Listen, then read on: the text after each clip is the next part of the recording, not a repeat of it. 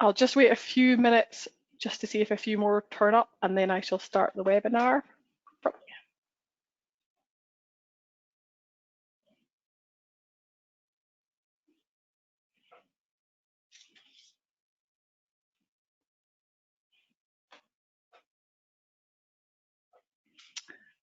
Right, I think I'll just go for it, and people that are coming can just join on as they go.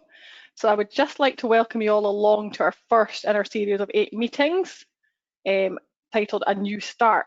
I'm Annette Marshall, and I'll be chairing this session, hopefully. I work for the Scottish Agricultural College, but this meeting's been held on behalf of the Farm Advisory Service. Tonight's meeting is going to focus on setting up a business and obtaining finance, and our speakers are Jane Mitchell and Sandy Hay, who I'll introduce a bit more later. Before I do introduce them, here's a few housekeeping points. You'll notice as I go through the slides, that's me, that's them. Things we'll cover, sorry I missed that. So if you've got any questions and during the presentation, click on the questions tab as is seen on this slide.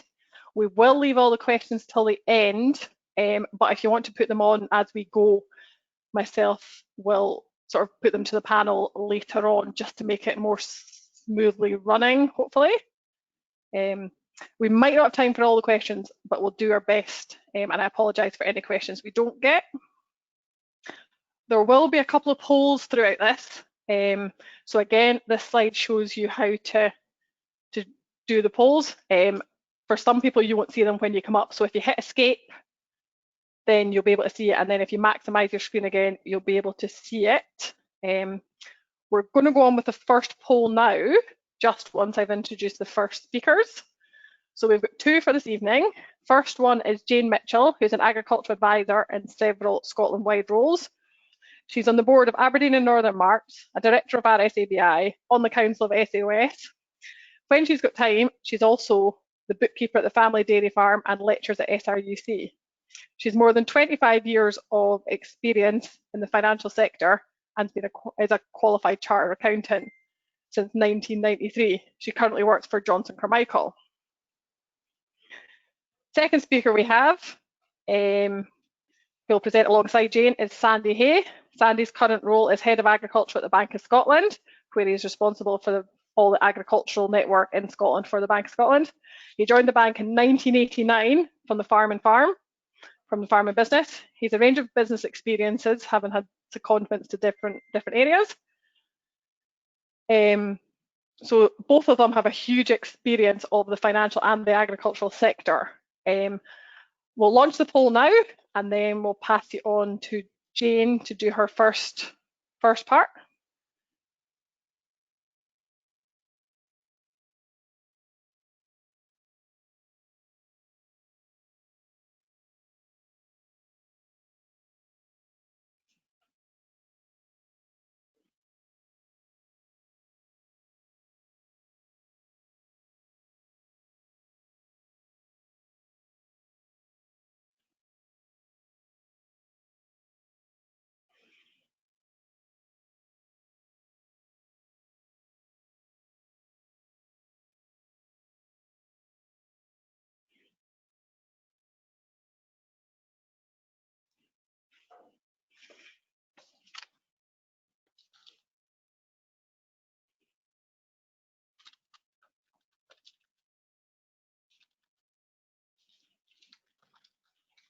Apologies, not quite sure where she's gone.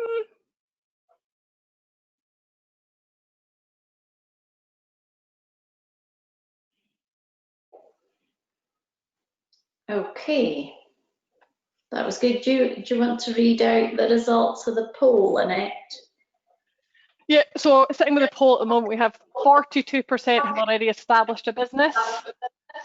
35% are planning to start a business in the next 6 months. 16% are planning to start after 6 months, and 6% are none of the above at the moment.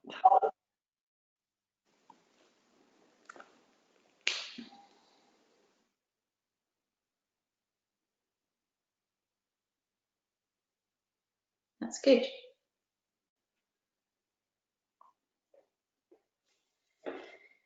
Okay, I've still got the poll results just on the screen there. So if we maybe move to just my first slide. So it's good to see a range of people attending tonight's webinar. I'm going to talk about the first steps in setting up your business. Quite a few of you have got an established business at the moment, 42%, but equally, although you've got an established business at the moment, a lot of what Sandy and I are going to say tonight is going to apply to you, whether you've got a new business or not. So the first thing I always encourage people to do is write down your business idea. So lots of us have lots of business ideas. Those of us that have too many business ideas, I tend to refer to as octopuses. So it's not so good being an octopus, but if you are an octopus, it's a really good idea to write down your business idea. Plan it out, write it down, and most importantly, because both Sandy and I love numbers, it's important to put some numbers around your business idea. And one of my key messages from tonight is none of you out there in the audience tonight are planning to fail in the business venture that you've got, but there could be a few of you who actually don't plan. It's really important to plan what you're doing with your business. So anything you do, commit something to paper for a start, little or large, and put some numbers to it. That's my starter for 10, and I'm going to pass over to Sandy now, who's going to cover the next piece. Okay, thank you very much, Jane. Hopefully you can all hear me. I've got the pleasure of talking about sourcing finance. So I've set out a series of questions just in the first block there. That how's, what's, when's, how's, what's, where's. I'll try and go through it in a little bit more detail for you. But it is a roundabout. It's probably an extension to what Jane's talking about in terms of your planning, and I'll touch on that at the bottom of the slide as well. But how much will you require and what is your stake in the business? That's quite often one of the key lenders' questions when they're approached. Finding out how much you actually require and seeing how much deposit you might have, particularly if you're buying land. But even if you're taking any kind of debt, if you have a stake in it yourself, a stake in the purchase yourself, then that shares a bit of the risk between the lender and yourself. What do you require the funding for? It's quite important for a number of reasons. It's worthwhile asking yourself that question. Do you actually need to buy an asset? Could you lease it? Could you rent it? Could you hire it? You probably see that more often in obviously land and machinery. You can rent land and you can hire machinery. But you can actually do that in stock as well. You know, if you want to, if you only need a top quality bull, you might only need them once a year. You might only need them for a couple of months. Why wouldn't you just hire it if you don't have enough cows or sheep in the early stages of your business to buy it outright? It's money you're tying up that you don't need to if you possibly can hire it or bring it in. So ask yourself the question, do you actually need to own the asset, in which case it would require more funding to do that, or can you actually just do without and maybe hire it in or rent it in? The other side of the question there of what do you require the funding for is we tend to look at the asset and match it to the type of debt we're looking at. So if you're buying land, probably look at a long-term loan for that, anywhere between 15 and 25 years and possibly even longer than that. Because it's a long-term asset, it's going to probably more than likely appreciate in value and unlikely to depreciate in value. If you're buying machinery, tractor, car, vehicle, whatever, you're going to take that over shorter-term finance, anything up to probably 5 or even 7 years for some machinery. So you try and match the asset to the length of the term of the debt. You know, as the machinery depreciates and becomes less in value, then hopefully your debt against it will have run down at the same time. And likewise, if depends what type of business you're running, you will have a working capital cycle. Now that could be a month if you're milking cows, so you get a milk check every month. It could be more than it could be a year if you're an arable farmer. It could be more than a year if you're a livestock farmer, where you're waiting for that stock to come in. So you may well have an overdraft to cover that working capital cycle as well. When will you need it? quite often people will have in their business plans they want to buy everything on day one and take on a lot of commitments. But a lot of these things could be phased in. They could be phased in on the basis of what I just said before. You may rent land to start off with a view to buying it further down the line. It's all about trying to make best use of resources and trying to balance up how much you can do at the time within the resources you've got or what you can borrow. How will it be repaid? I think this is probably the question. If it's not the first question I would ask you, it's maybe the second question I would ask you. And a lot of it comes out in this planning exercise. And it's vital. It's vital for you to know as well that your business has the ability to service its debt and clearly repay it as well. So, you know, having evidence of good cash flows, what we call debt servicing calculations, how can you service that debt? And also to sensitize your projections as well.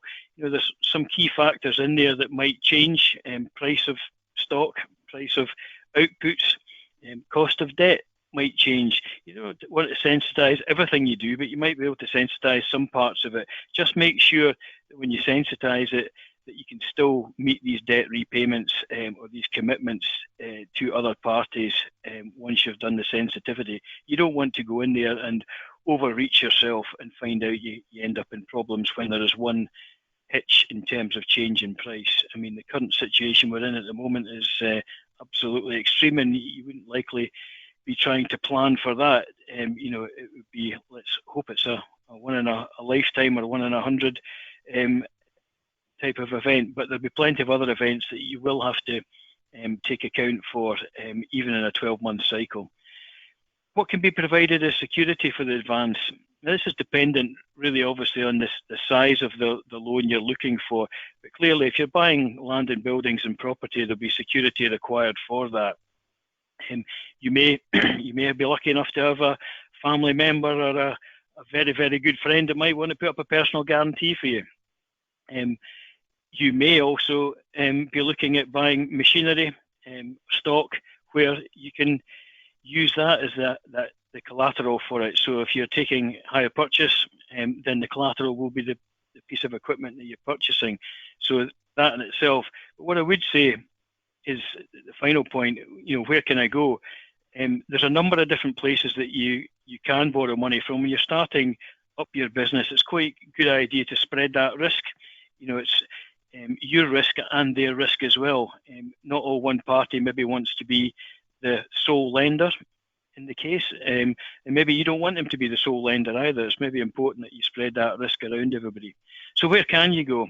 I put down there family and savings to start off with. It's probably let's say the cheapest and maybe the softest loan that you might have, depending what your family is like. But if you're borrowing your own money or you're saving your own savings, putting that into your business, that's clearly where other parties would like to see you start from.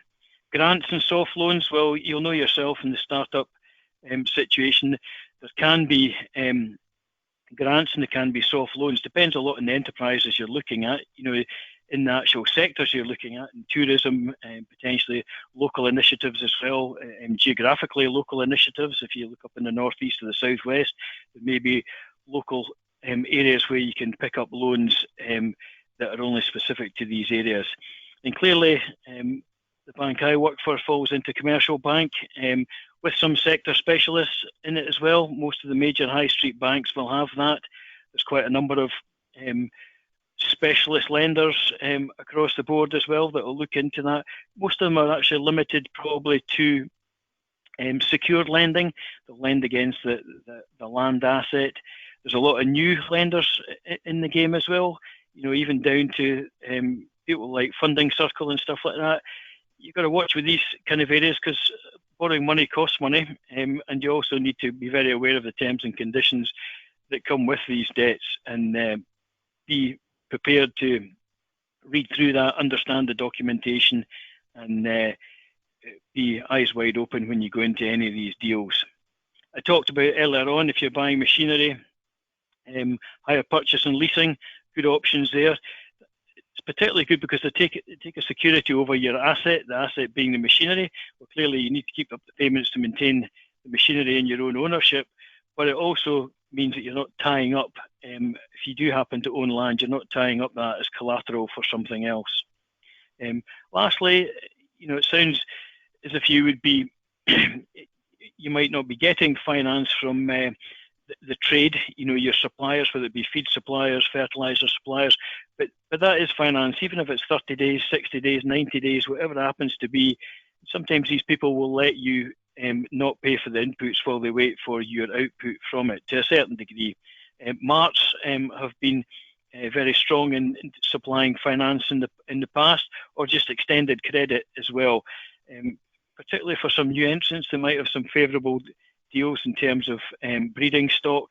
But be prepared, you'll need to go in and negotiate with that, and you'll also have to probably present a fairly strong case in terms of what you're offering. Just lastly on this slide, and I have to probably say this is a really key area. If you're going to borrow money from anybody, you will need to have, I would have said, a written down and fairly clear strategy and evidence in the form of a business plan. They would expect to see it, they would expect you to use it, and they would want to understand not only how you're going to repay your debt, but as I call them here, the what ifs. What if something happens? What will you do? What is your plan B? If this is your plan A, what is your plan B? And how would I get my money back? A couple of other things to bear in mind is it's very important to have a clear credit history and try and maintain that credit history. A track record in business is always good when you go there in the first place, to be able to articulate what you're doing. And when you make commitments, it's really important to be able to honour these commitments because they tend to have a habit of kind of following you around about if you don't. So it's really important that you do all the best you can to do that. One way to do that is, lastly on the slide here, I've said build in some headroom to your cash requirements, or just retain some cash in the background. So in other words, if one of the what ifs turns up and you're short of a little bit, then you can throw some money at it, and it's not a desperation stage, and you then have to look at selling stock or immediate recovery of some funds elsewhere in the short term. Okay, just want to move on a slide, Annette.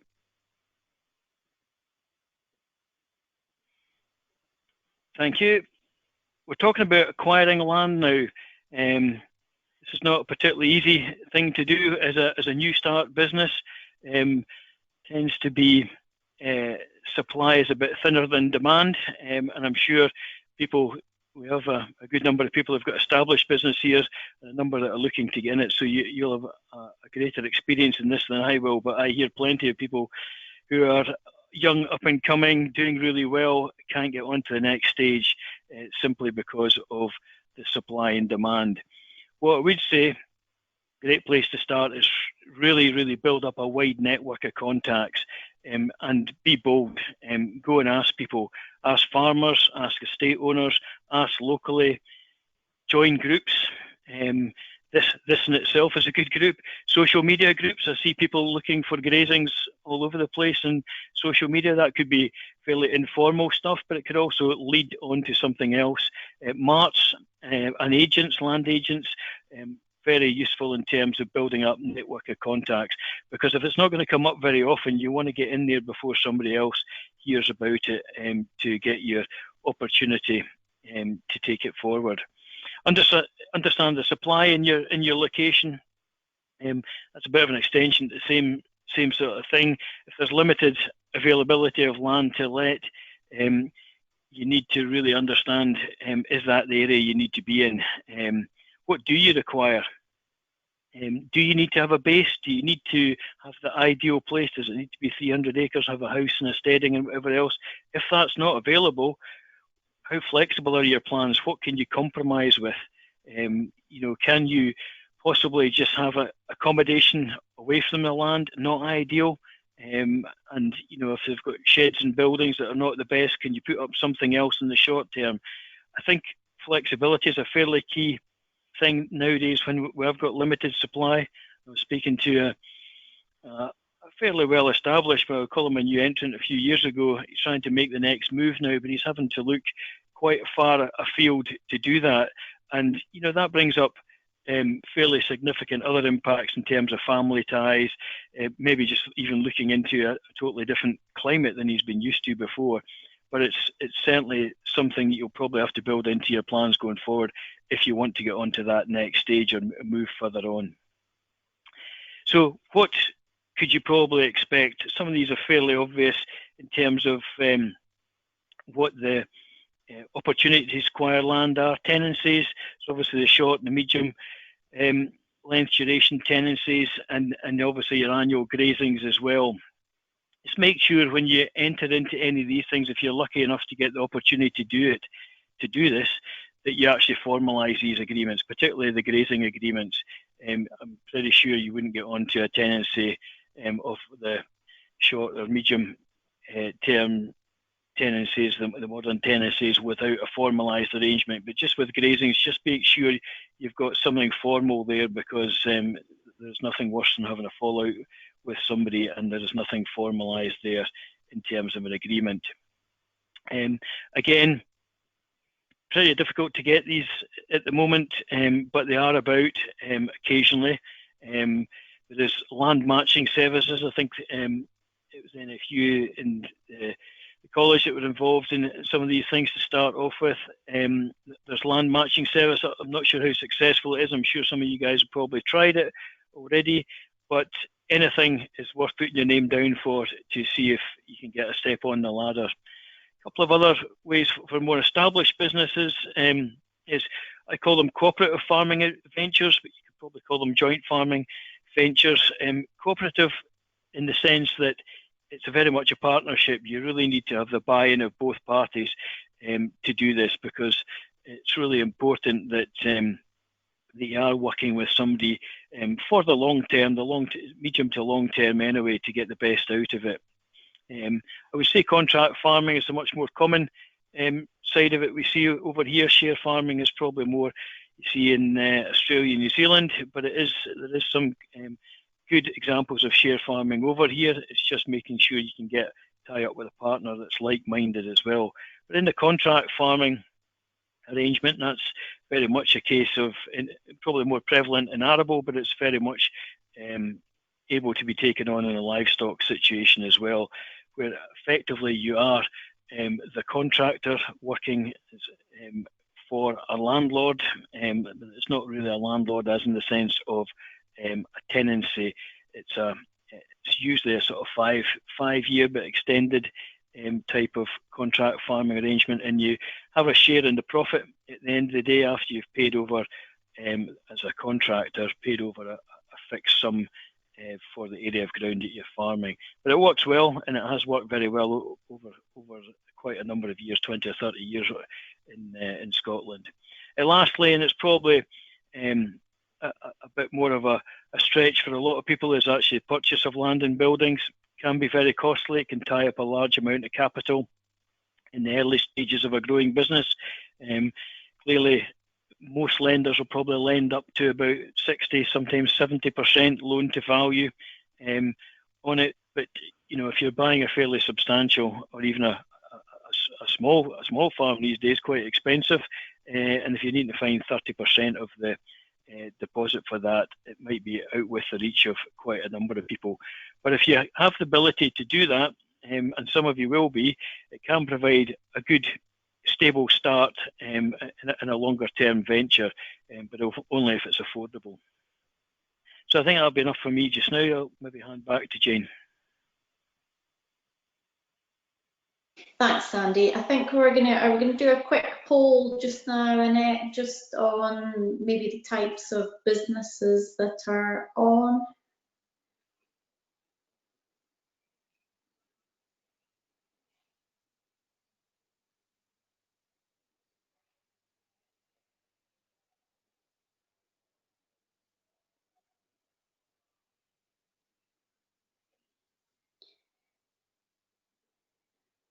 And once we've got that, we'll just talk a little bit.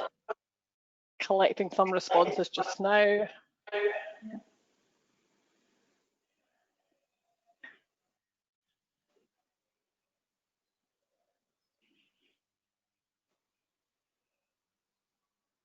Right, I think that's most of it. So the type of business, 50% is solely agriculture, 47% is agriculture, diverse and rural business. 3, some kind of rural business with no agriculture, and there was 0 that doesn't fit into that. Okay, that's good. Okay, that just gives us an idea of what sort of businesses are out there. So I'm just going to cover, oh, our slides have gone. That's it, yep. So Sandy's given us lots of good advice as to how to raise some money and spoke about getting your business plan in order. And probably the next stage is just thinking about, well, how do you want your entity to run? Do you want to be a sole trader, i.e. be in business on your own? Do you want to be a partnership? So you're maybe in partnership with other members of your family, maybe a spouse, or should you set up as a limited company? And this ties back very much into what Sandy was saying about building relationships when you're starting out in business, or if you're thinking of putting a new part onto the business that you currently run. Everybody's really good at what they do, but you need to start building a team of people round about you for the bits of information that you don't know yourself. And it's really important to build a team of people that you trust and who you get on with and who you feel is giving you good business advice. In terms of the entity that you set up, quite a lot of people will set up as a sole trade or as a partnership to start with. As a sole trader or working in partnership, essentially that is your business. You and the business are more or less one and the same thing. If the bank lends you money and you don't repay that money, it's down to you to repay the money to the bank. But it's really important when you're setting up your business that you take a little bit of advice as to what the best sort of entity is to have. In agriculture, we see sole traders, we see partnerships, and we also see limited companies. So it's quite rare for someone to start in business on a fairly small scale to go straight into being a limited company. There may be reasons for going into a limited company straight away because of the customer base that you've got or because of the product that you're dealing with. You maybe want to limit the liability to you personally, but most businesses in agriculture would start out in that sole trade or partnership type structure. It's really important that among the advisors you've got, you have a good relationship with your bank, with an accountant, and with your solicitor.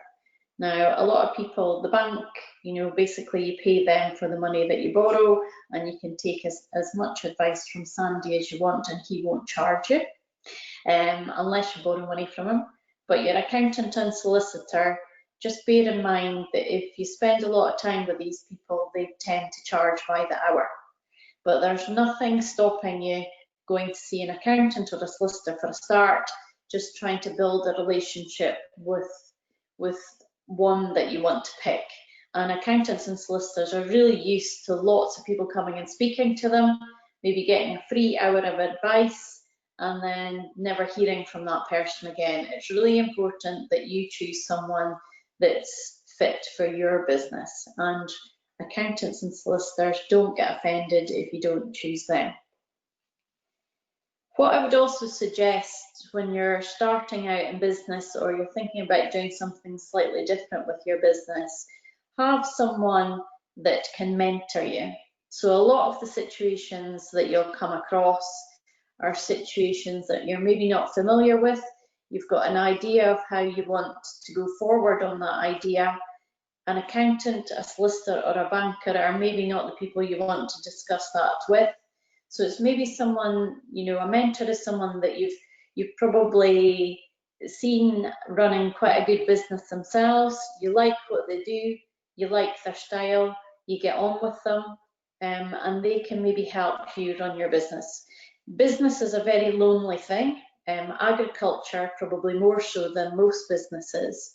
So it's really important that you've got someone to bounce those ideas off of. Business people don't tend to share, you know, the worries of their business or how their business is doing with a postman, because that's essentially the only other person who may come up the farm road. So it's really important that you've got someone to turn to and build a relationship with when you're starting out in business or thinking of doing something different with your business. So get some advice and start building a team of advisors. Once you've decided how your business is going to go forward, whether it's a sole trade, whether it's a partnership, whether it's a limited company, and as I say, it's unlikely to be a limited company straight away. The next thing is to look at VAT registration. So a lot of small businesses, you know, and Sandy will have seen this as well, you know, they sort of start off in business, they run all their receipts and expenditure through their personal bank account, they haven't registered for VAT, and setting up a separate bank account for the business and registering for VAT is sometimes an afterthought.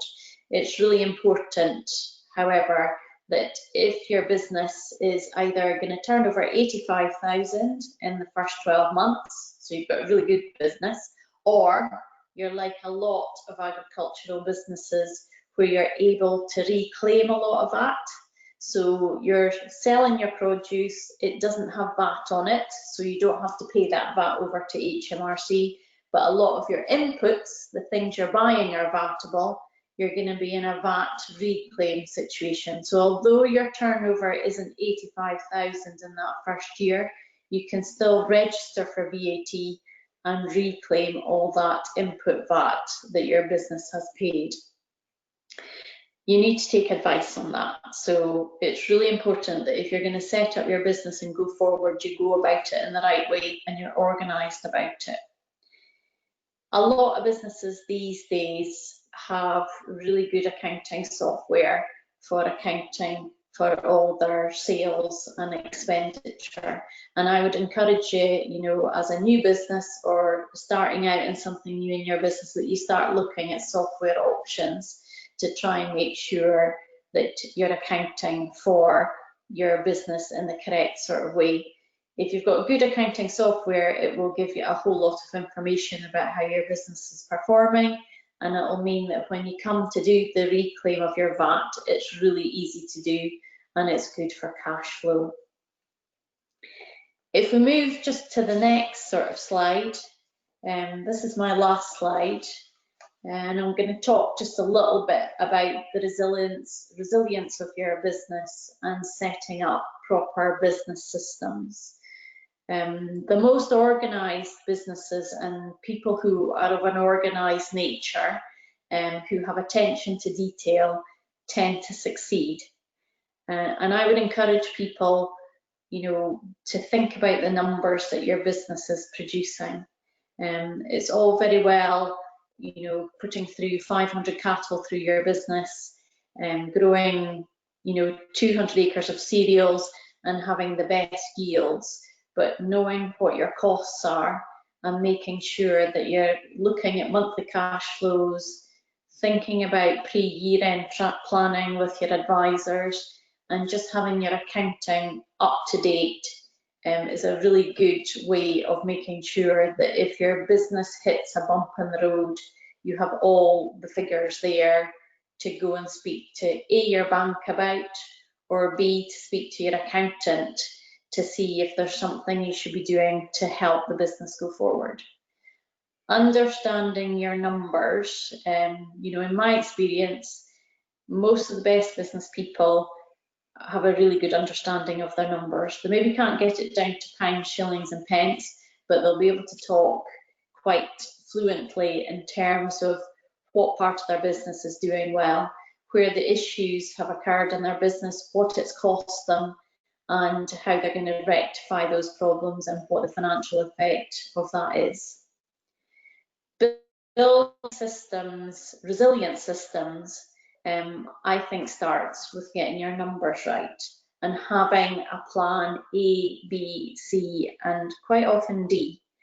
Sandy talked about that earlier. It's having the options for your business that if things don't go quite right, or if things go really well, that you've got another plan to put into action, so that the business doesn't get stuck. And cash flow is a really important part of a business starting out. Quite a lot of businesses will fail because they haven't taken the proper cash flow measures and made sure that their business has enough funding. Going to the bank and saying I've made a loss, and Sandy, you need to cover that, doesn't wash without having the proper sort of story behind that. So I'm now going to pass over to Sandy, and he's just going to cover his last slide. Thank you, Jane. We'll just wait for the slide to come up, I think.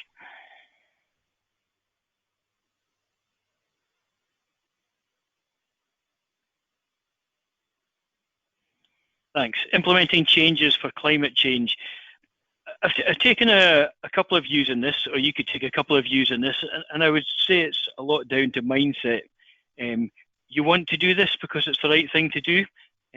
That's the push type of method, or you're going to be told to do this and it's going to be something you're going to have to do. You could be pulled through it. Climate change, I would see as a startup business, is a great opportunity. Use it as an opportunity. You could differentiate your business by addressing some of the climate change measures within that business. Agriculture has decided to take a net zero target, in a UK basis anyway, by 2040. Sounds a long way away. It isn't when you're talking about a fairly long-term business. When you look at the extent that you have to make changes in your business to address the position we're in just now, whether we agree with the position in terms of climate change and everything that encompasses it and what's targeted to farming, I think you just look at your own business and say, I need to get onto this now and start looking at what you can do within your own business. A lot of it's not massive change. I would say it's actually probably easier for a new start business to do this than some well-established businesses have got clearly some fairly major changes in practice possibly to take into account. They may have some fairly large investments to take into account. So if you can try and build this in to your business idea at the outset, you will be on the right track. So what have I come up with here in terms of branding, product, location? You can actually target quite a lot of your new consumers, who a good number of them are very, very sensitive to this.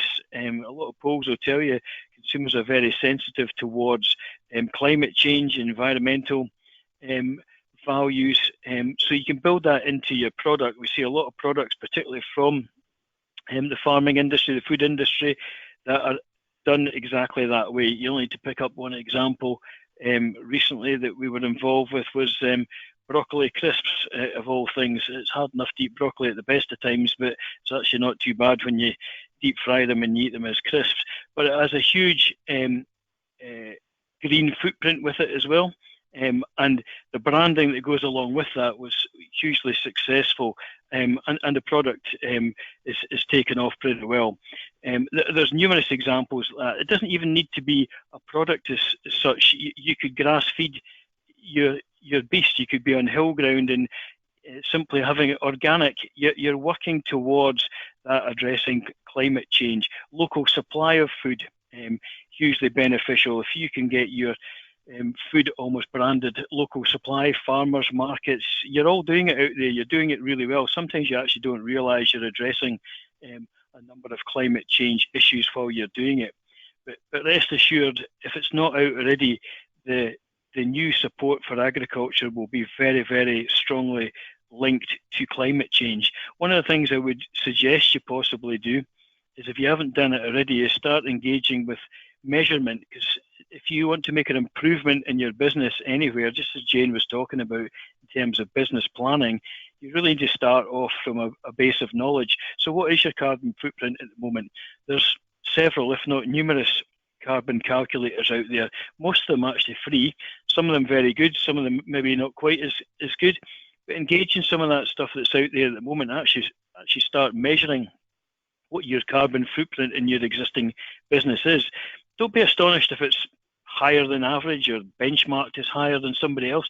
Just use it as a base, as a footprint to start from, and then look at some of your systems. What can we do to start addressing this? Because I'm pretty sure that that's where quite a bit of our funding will be attached to in the future. So if you want to get on the front foot on that type of thing, I would look at it now. In terms of a sustainable strategy, easy enough for me to say, it's really about your story, about how you want to your business to be seen by others. If you want your business to be seen by others as an environmentally friendly, productive business, but still addressing the benefits of the environment and climate going forward, then you'll certainly be in the top tier of attractive businesses to consumers. It's not just about doing all the fancy things about having hydrogen tractors and solar panels and all sorts of things.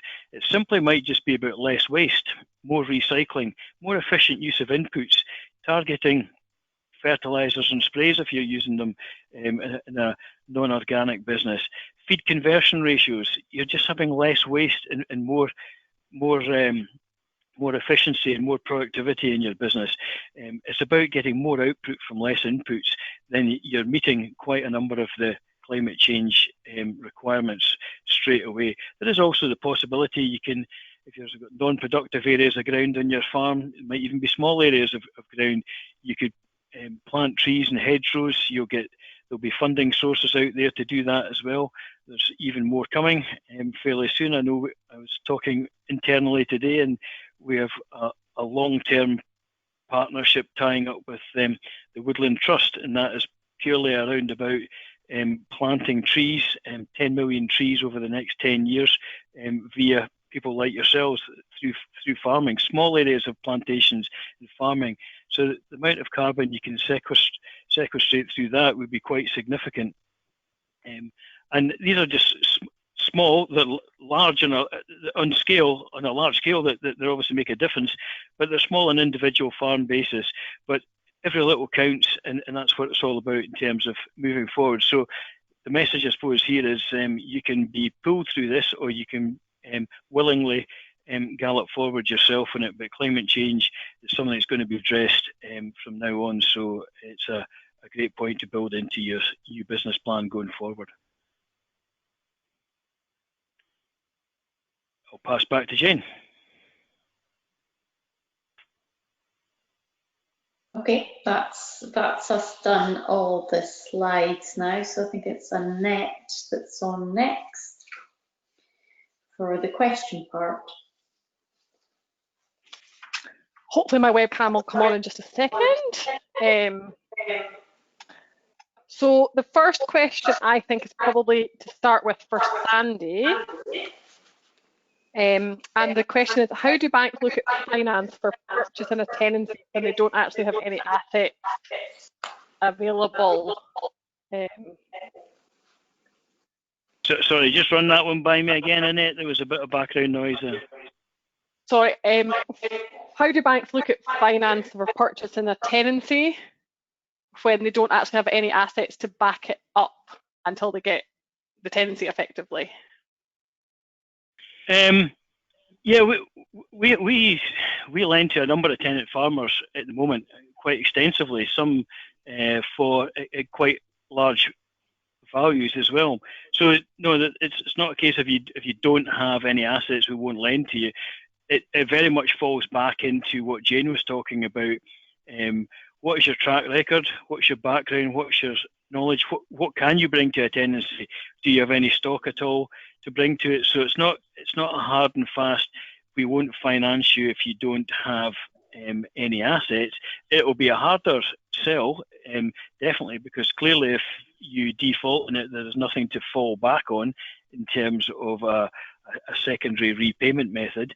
But yeah, we about 25% of all our customers will have no security whatsoever, but we still lend to them at varying degrees. I mean, we will lend less to a tenant farmer than we will to an owner-occupier, but based on the fact that an owner-occupier probably needs a lot more money to purchase his farm in the first place, then it's still, we provide the working capital in many ways for it.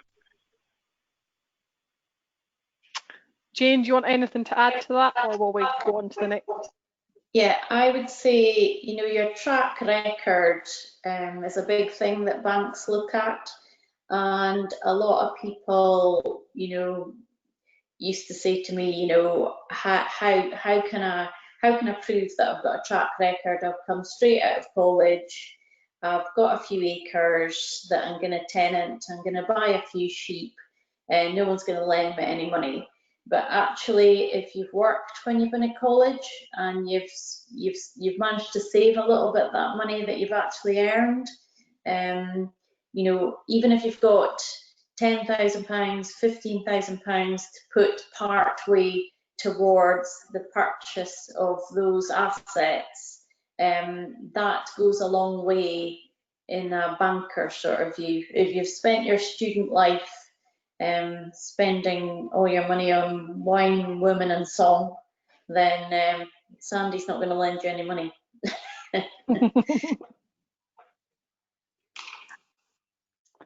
Right, the next question is probably going to Jane. There's been a couple of the similar ideas, but the basic question is, what's the difference between a limited company and a sole trader and the practicalities, and what's the benefits of setting up as a limited company? Okay, yeah, so I suppose the first bit there was to do with a limited company. So the limited company is a separate entity to you, and a lot of people, when they set up a limited company, they get a little bit confused about that. If you're running a limited company, the whole point of the limited bit is your liability is limited. So a lot of businesses, you know, if they're selling, you know, a product where there could be a, you know, a health problem with it, or, you know, you're running a haulage business and you're running 100 lorries, you know, you maybe want to limit the liability to you yourself. So you are a shareholder, you are a director, but you are separate to the limited company, and limited companies are governed quite heavily through company law. So you have responsibilities as a director for running that company. Because there's a lot more governance in running a limited company, generally the professional fees that you pay tend to be a bit higher. And anything that you use in the limited company, a car, if you've got a house through the limited company, those are all regarded as benefits in kind to you. So a lot of limited companies in farming have come about because of the tax issues. So limited companies pay a lot less tax than sole traders or partnerships if the sole trader or partnership is really successful and makes large profits. If you're a sole trader, effectively you are the business, and a lot of sole traders work away on their own, but the business is just you. There's nothing else to fall back on. There's less compliance costs, so doing a set of accounts, borrowing money from the bank is generally easier as a sole trader or a partnership, because you are that business. The buck stops with you.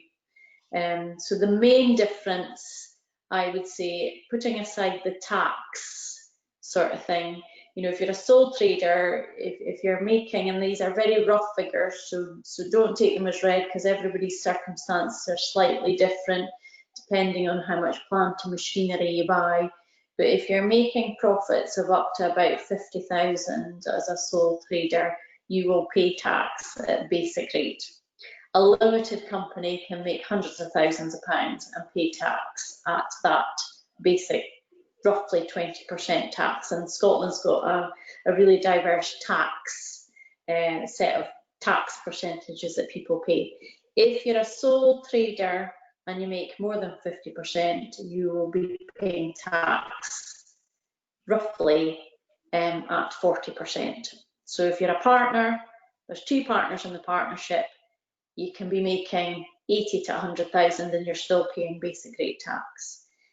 Tax shouldn't always be the driver as to what your entity is constituted. So I know in the past a lot of farms have taken limited companies into partnership to try and reduce the tax, but once the money is locked up in the limited company, it's not effectively yours, and a lot of people get a bit confused about that. It's the limited company's money. You're a shareholder, you can draw the money out, but when you draw the money out of a limited company, you pay tax on it, and you're more or less back to your 40% tax. So it's governance and all the rules that you're sort of bound to if you go into a limited company. So don't go into a limited company lightly. Make sure you've got good advisors who can tell you what the best thing to do is.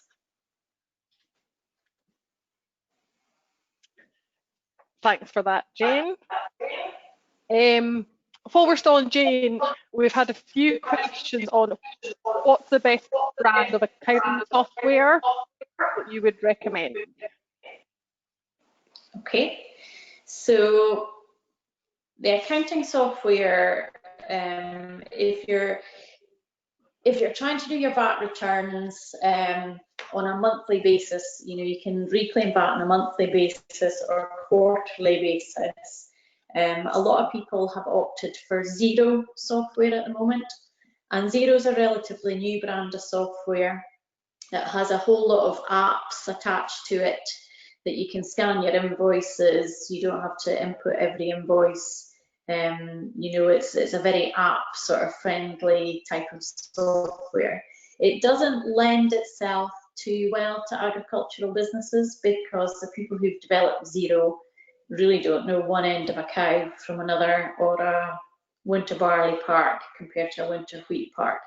But there are lots of other agricultural software providers coming into the market where, as well as doing your accounts, they'll also give you your gross margin accounts. So we've been doing just a little bit of work with Landmark.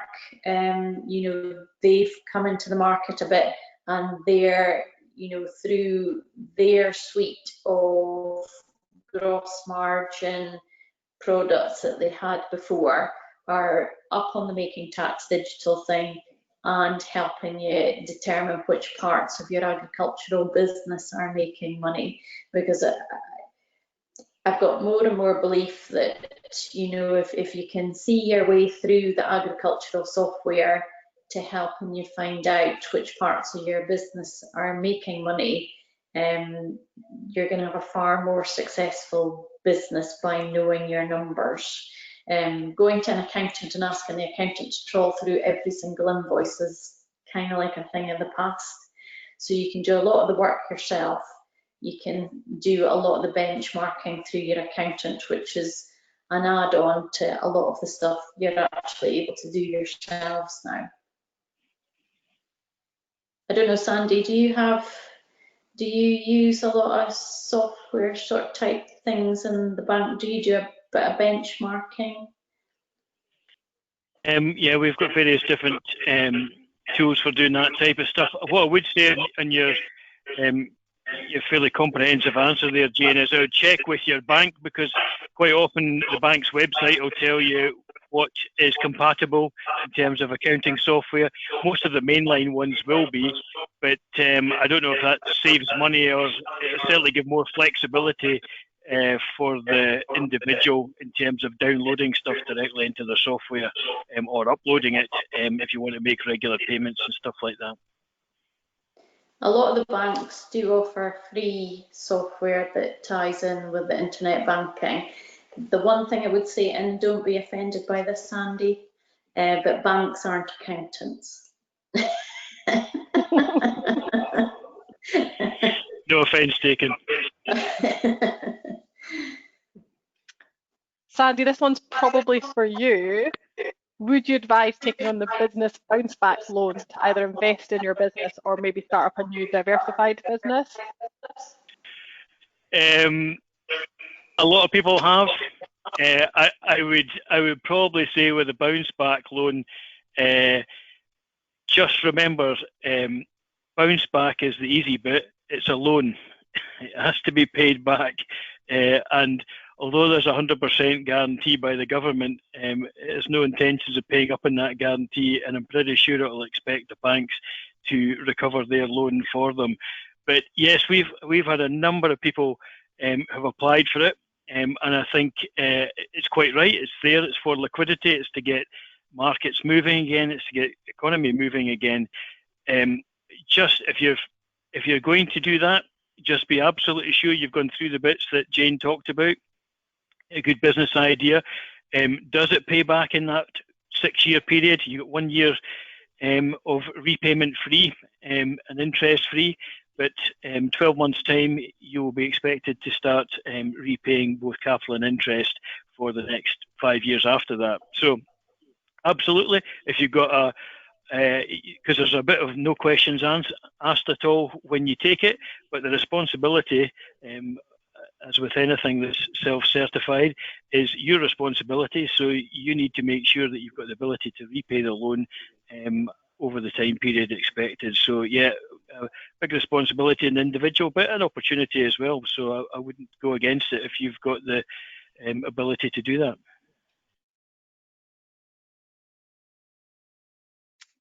Jane, have you got any thoughts, or are you quite happy to agree with Sandy?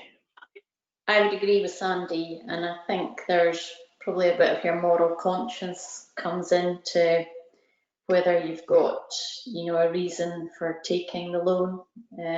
But yeah, Sandy and I absolutely live and die by figures and numbers and repayment of debt all the time. Not everybody thinks that way. And there may be some of you out there that maybe, don't think about debt having to be repaid. But as Sandy says, you'll get it interest free for a year, which is the easy part. But it's, can your business actually afford to repay it? So can it service that, the interest and the loan repayments over the 5 years after that 1 year is up? Because if it reverts to the bank, the bank will do anything to get that money back. So just think very carefully. Have you got a reason for taking the loan, and can you actually afford to take, repay it in a year's time? Just a wee add in there. To be fair, when the coronavirus first hit, agriculture didn't appear to be heavily impacted. A lot of rural businesses were, and they still are, severely impacted.